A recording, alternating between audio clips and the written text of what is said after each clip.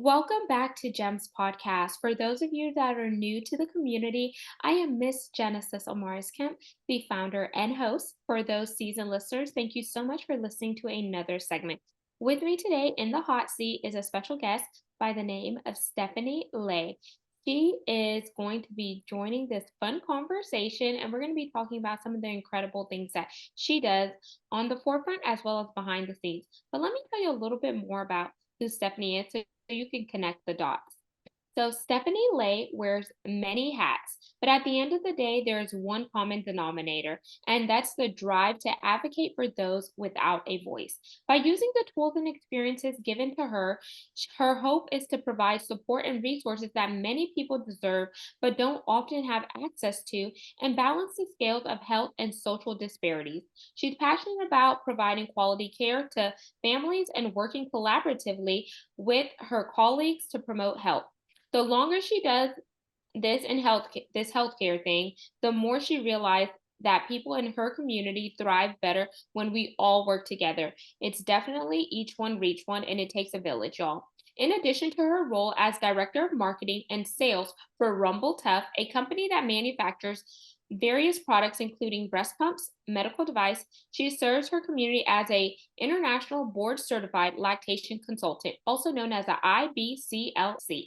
Her hope is that helping people start off strong with love and care, it will build a foundation for a strong and loving future. And y'all, I'm here to tell you, whenever we don't build a foundation, we're not leaving a legacy. And that means we're not tapping into our purpose. And each one of us was created on purpose for a purpose. So without further ado, let's welcome this wild card factor, Stephany Ley. Thank you, Genesis, for that warm intro.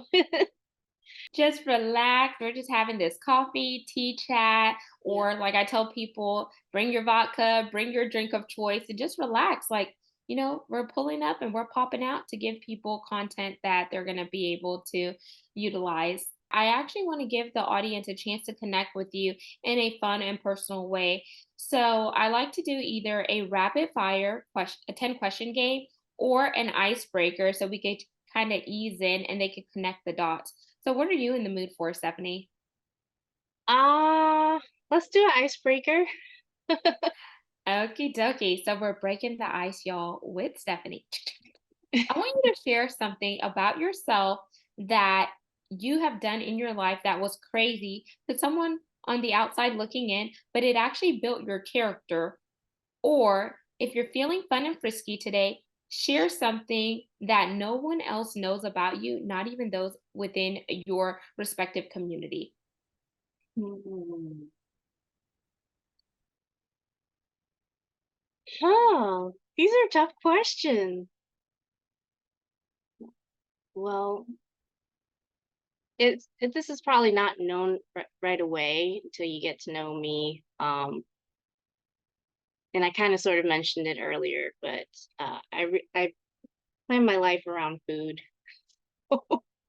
um, oh, it wasn't really noticeable until I went on the road with my partner Renee, who's the lead IBCLC with Rumble Tough, and we do a lot of conferencing and we travel to different states together. And she was like, "You revolve your life around food." I'm like, "Yeah, I make plans around eating. I can't." And I didn't really realize that until she brought it up. Like, I plan my life around food, so I'm kind of I don't know if you want to call me a glutton, but yeah, even I wasn't really aware of that until she put that in my face. I really do. I plan food around my how I'm going to take care of my kids for the day, how I'm going to work for the day, how I'm going to be out of town. So yeah. Yes, you're my type of chick because my husband says the same thing about me. He's like, all you're doing is thinking about food. I'm like, a girl has to eat. I live in Texas where everything is big as heck, food wise and plate wise. And if I keep eating the way I do, I'm gonna be big as a house. So I definitely have to stay active. So thank you for sharing that, Stephany, because it lets the audience know. So if you ever see Stephany, you could break bread with her, have a meal with her because she's all about food. That's if she likes you, y'all. You Just can kidding. guarantee I've done my research wherever I end up going. I already know, and the food in Texas is amazing. So So now we're going to dive into the work that you're doing and the work that I'm doing and intertwine both of our lives and communities and just meet them at the intersection. So I know you talk about lactation, women's health, breastfeeding. Now chest feeding is something I learned recently from a um what was it called? A newsletter. Yes, a newsletter that I got from what to expect. And I was like, oh, this is interesting because I've never heard anyone use the term chest feeding. And then pumping. So, Stephany, I want to ask you what got involved in the work that you're doing, number one, with Rumble Tough, but then are you so passionate about the areas that you talk about? my role with Rumble Tough is um I guess marketing and sales.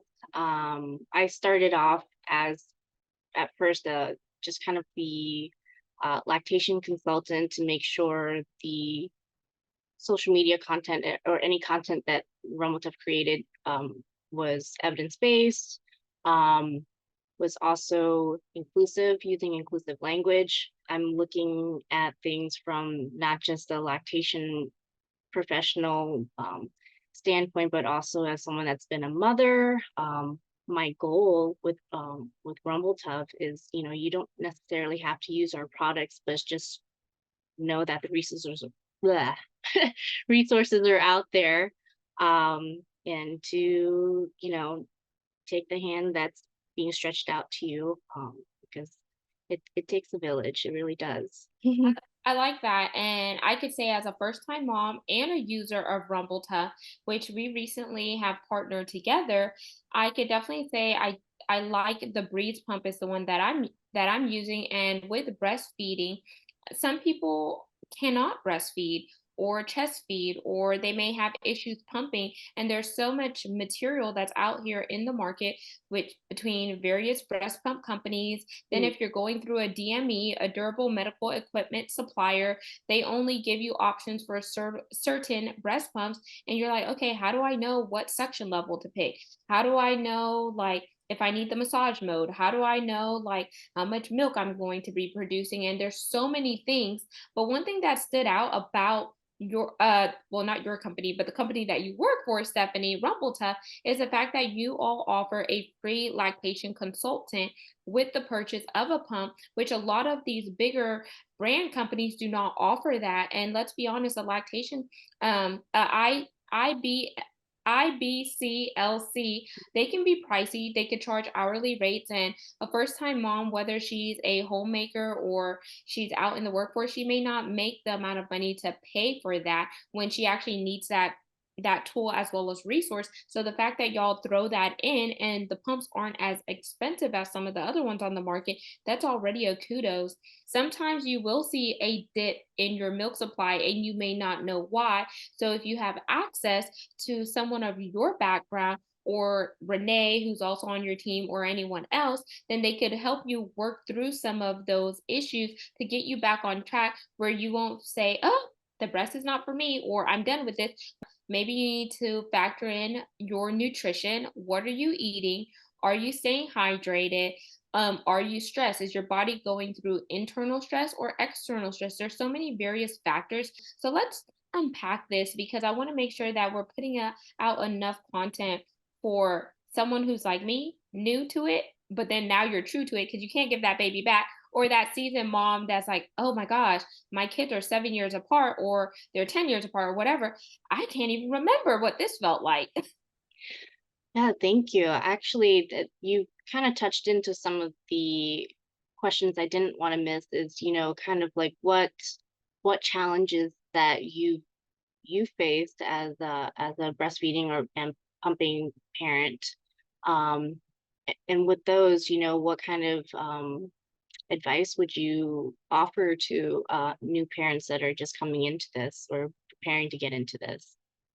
So, I'll talk about the challenges that I faced early on, Mhm. and recently. So it was making sure that I had a balance between having my daughter latch on at the breast and then pumping, because one of the things that both my sister-in-laws told me, who are already a little further in the motherhood game, is that you want to make sure that your breasts are fully empty so your body sends a signal to make more milk. So sometimes once I got done nursing my daughter at the boob, I didn't want to pump because I was like, oh, she already sucked on him or pulls on him. So now go over to a pump and the pump is like sucking on them and pulling on them too. So I'm like, and I am Caribbean descent. So my mom is like, oh, you wanted to, you wanted to. And she's like, so sometimes she's like being helpful and she's bringing the baby. I was like, Mom, just give me a break. My nipples hurt. And a lot of the pumps, like I started with the Motif Luna, the one without the rechargeable, and then it clunked out on me. Then I reached back out to Motif Medical and they upgraded my pump and they sent me the Motif Luna with the rechargeable battery. That was helpful. But then the flange sizes were so big. I think it was a 21 mm and a 24 mm. And then I was like, okay, this is hurting. So I just kept thinking that my nipples were elastic until I started following this mom tribe on Instagram. And then one lady mentioned measuring your nipples. I was like, how do I measure my nipples? So then I'm Googling it. Some women are saying, oh, you could use your husband's wrenches and kind of just put like the sockets. Then someone says, oh, take a penny, a nickel, a dime, a quarter, or whatnot to measure the diameter of your nipples. I was They're like, this so too isn't big. working. Right. Um, so that's one of the challenges. Then when I met you, Stephanie, and we partnered, then you're like, "Hey, did you know the pump comes with a manual pump?" Which I was like, "That's really good for helping unclog milk ducts." And then it came with a nipple ruler. I actually have it next to me, but I don't want to bend down right now to grab it. And I was like, oh, this is amazing because I didn't know where I was going to get like a real nipple ruler from until I met you. And then Legendary Milk, which is a company on Instagram, they have a nipple ruler too. So that's some of the challenges, but I want to tell the moms out there is measure your nipples so Yeah. you could ensure you're using the correct flanges, because so many of these big manufacturers are sending these average size flanges and that average size flange may not work for you, and there are companies out there that cater. And Rumble Stuff, y'all have like 13 different ones, flange sizes, 15. right? We have 15 now, and because we are the manufacturer, which is also a little different compared to some other breast pump companies, we have the ability to produce more. So I'm actually excited. We have some wearable cups coming out soon, and with those cups, you also have to have different size inserts too, because size matters. So we'll be going from 15 to probably like maybe 21 different sizes now, options. So I'm excited very soon. Yeah, size matters. Everybody's body's different. And sometimes if you measure a certain size too, that might not work for you because you still have to try it out. So yeah, um, that's one of the, when we do these mother baby shows, it's one of the number one topics that I bring up, and it's overwhelming with everything. So I said the biggest takeaway you can get, whether you choose Rumble Tough or anybody else, is just know your nipple size. That'll get you to a pretty good start.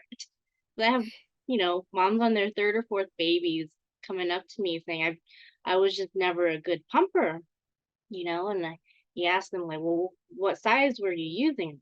What size? And were you going back and forth between your pump, stimulation, expression, just like how your baby changes, their suckling pattern, you should mimic that with your pump. They're like, oh, I think I know why maybe I didn't pump very well those first couple of children, you know. So and then you have to go back to work and the kids get older before that you start to figure all that out. So it's knowing your size, your nipple diameter size. Yeah, that'll get you ahead of the game already. I love that. And another question I think that is important to you is knowing like your culture and background, and how does that influence you as a breastfeeding, chest feeding, or pumping? woman or however you choose to identify, because if you've never seen anyone in your family breastfeed, you don't know about that because no one has done it and you would be the first. And a lot of people are given formula. And I want to just peel back the onion here because I think sometimes we as women can mom shame others and be like, I would never. But then when you become a mother, you're like, oh, the tables have turned because what you said, I would never, now that never is becoming part of your regimen. And I don't think that's cool. I think like we need to celebrate and encourage everyone because you don't know what their story is and you don't know if they're privy to the information out there. And I could say, like, with my mother being from the Caribbean and my dad was from Curacao, he passed 2 years ago.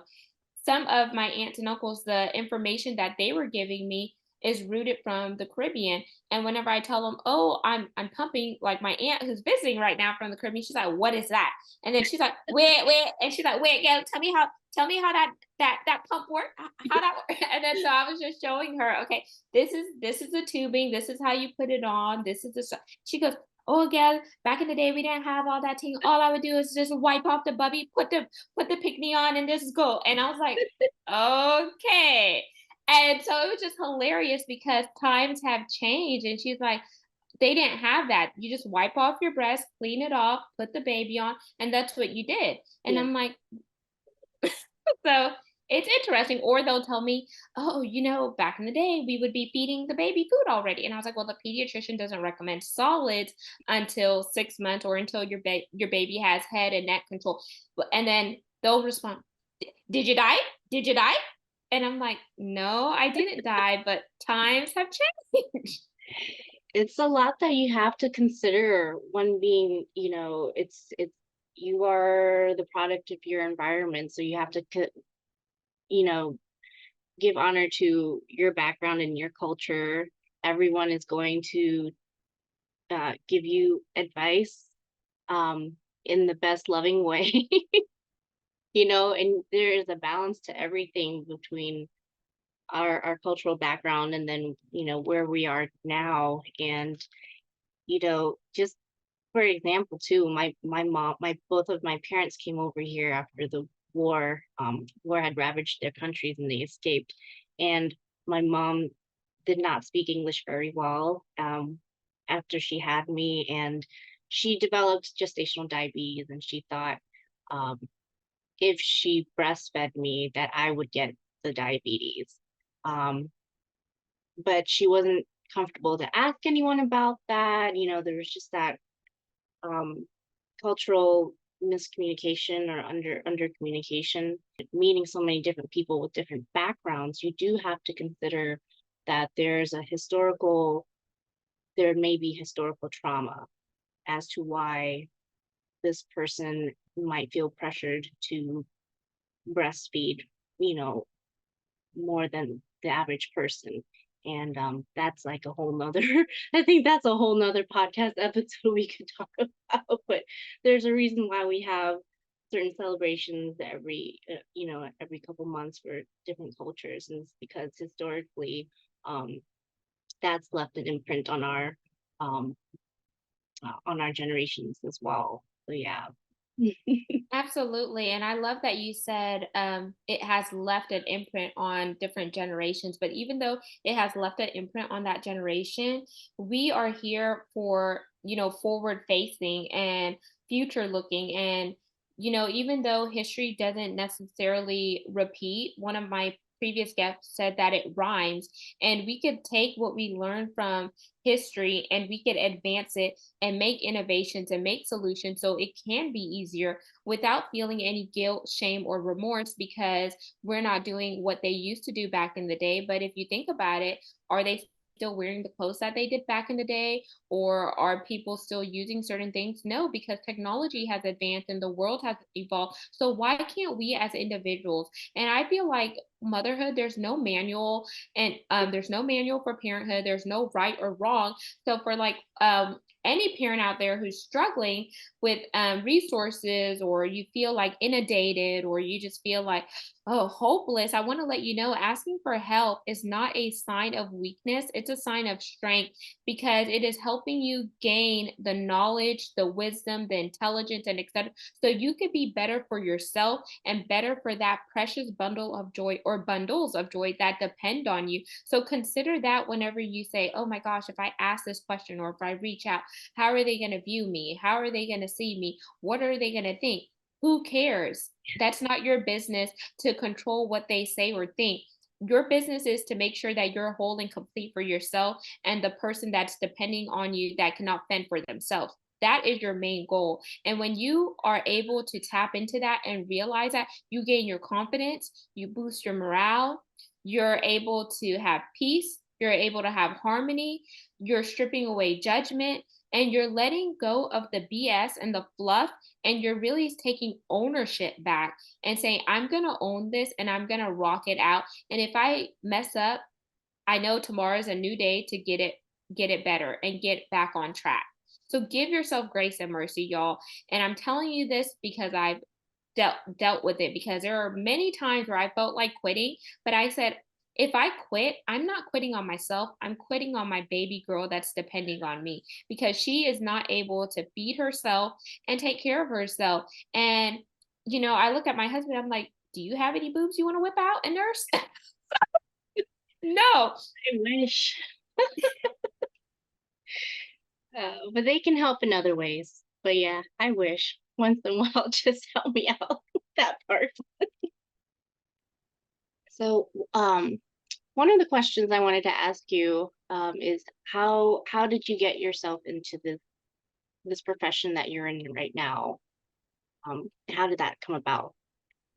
So I got involved into the podcasting and content creation and creative work after being laid off from a Fortune 500 oil and gas company. So my background's actually oil and gas and energy. I spent 12 years in the industry as a whole, and a total of 15 years in corporate America. And my background's actually supply chain and logistics and tech, with minors in purchasing and organizational leadership and supervision.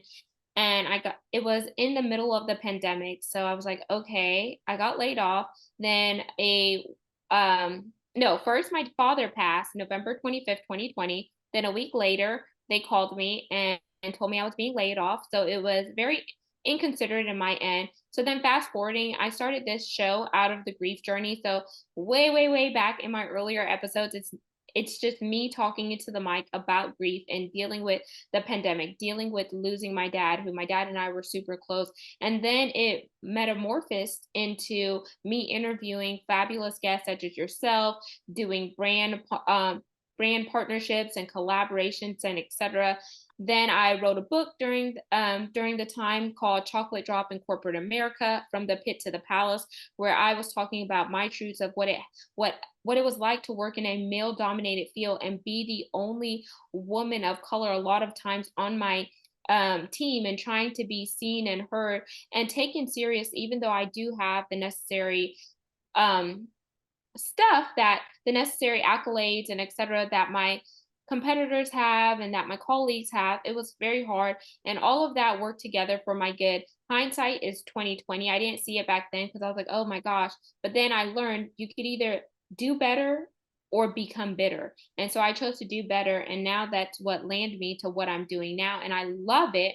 And I meet so many incredible people from all walks of life. And it really just goes along with the back end of my core pillars, which is to bring content that is also diverse, equitable, inclusive, and a sense of belonging, because it does take all of us coming together. And that's like the condensed Cliff Notes version. I love that. Thank you. That's kind of how I arrived at the part of where I am now. And I tell people, even though I arrived to where I am now, I still have a lot more work that I want to do and accomplish, because my motto is, as long as you're living and breathing, your work isn't complete. That means you still have more things to get done. And the reason why I push and grind as hard as I do is because now I have a daughter and I'm trying to build a foundation. And by building that foundation, I want to leave a legacy for her as well as future generations to come, because it's not just about Genesis and Mars Kemp. It's about who's coming besides me, behind me, and etc. Because if I'm not linking arms with people who are trying to do something similar or trying to accomplish other things in life, then that means I'm not tapping into innovation. I'm not tapping into sustainability, and I'm not meeting my own core pillars of the show or of my life, which is to bring stuff that's educational, inspirational, and motivational. And I'm kind of becoming a fraud and a phony, and that's not what I want to do. And so I tell people the same way I show up on this camera, I'm not prim and perfect. Like I don't have makeup or like the hip people say beat your face, and I'm like, I'm not gonna say beat my face because I don't want someone beating my face. I'm sorry, but you could keep that one or whatnot. And I try to tell people this is how it is. Like being a working person or working mom, sometimes you don't always have time to look prim and proper, or you may not even want to be involved in makeup. And that's okay. Just be authentic, and your tribe will gravitate to you. You're not here to please the world, you're here to please yourself, and the ones that resonate with you will organically find you, and that's a part of your tribe. So, that's that. I'm I'm glad you brought up that last part. It's just kind of this um way of adulting or growing up, I guess, is finally just kind of letting go of wanting to make everybody happy or comfortable, and just really about making yourself comfortable and putting yourself first. Um, my husband was just kind of complaining about group of people the other day, and I was like, "So what? Who cares? Who are they? Like, how do they? how are they involved in our lives?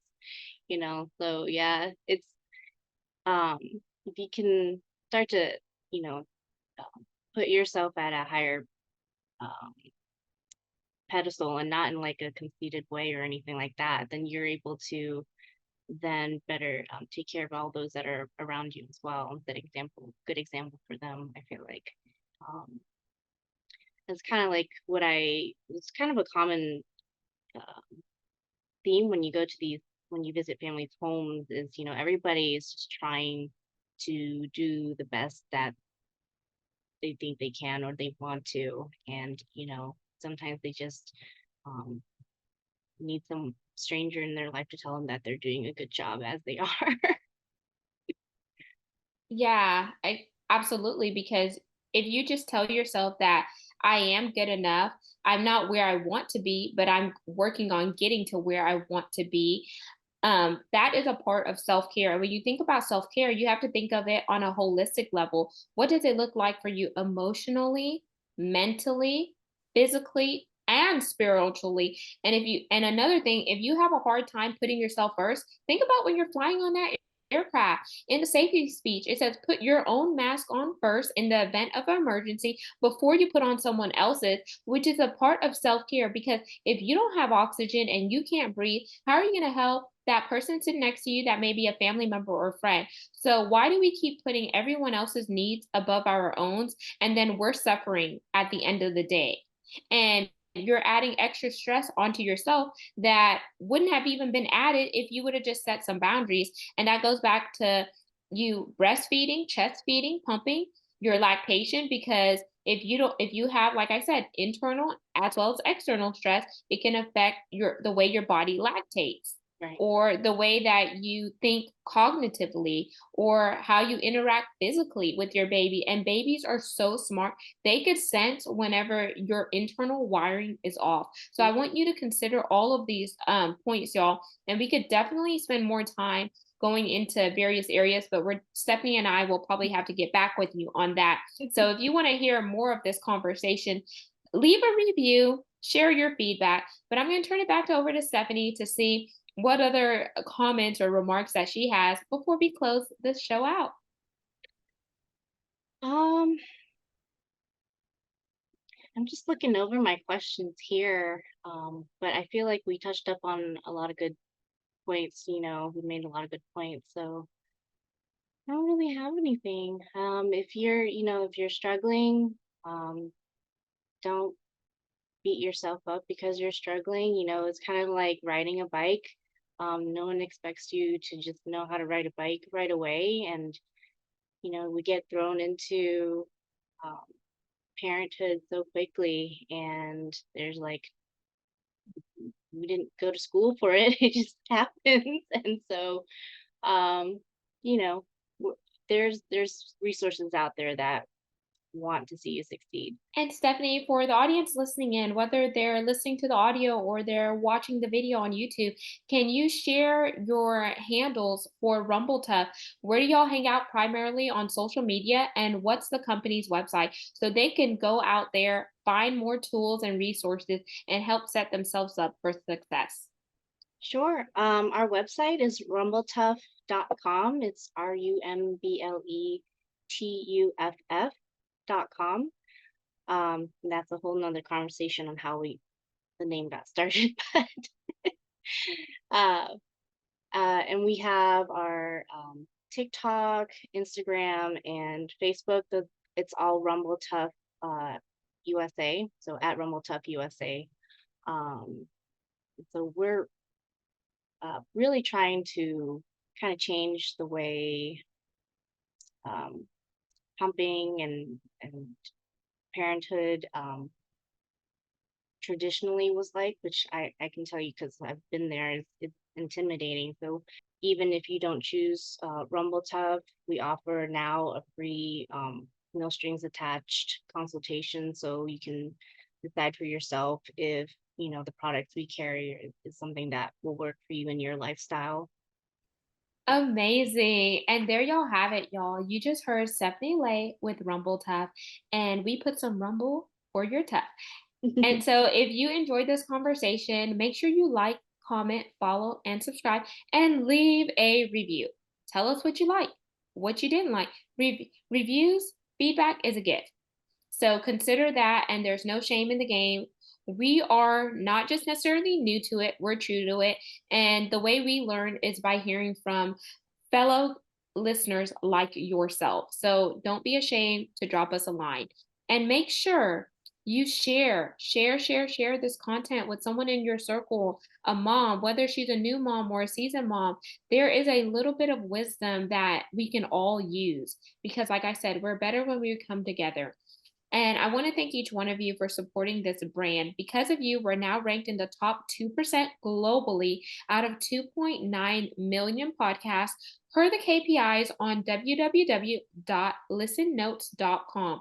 And if you're interested in partnering and linking arms with me by paid sponsorships and becoming a brand sponsor, reach out because that is how we're going to cross pollinate and get into each other's networks and go a lot further and faster. Send me an email at gemswithgenesisamarisKemp@gmail.com. And it's easy to remember because it's the full name of the show at gmail.com. And until the next guest, next segment, peace, love, and lots of blessings. Have yourself an amazing day. And remember, you got this.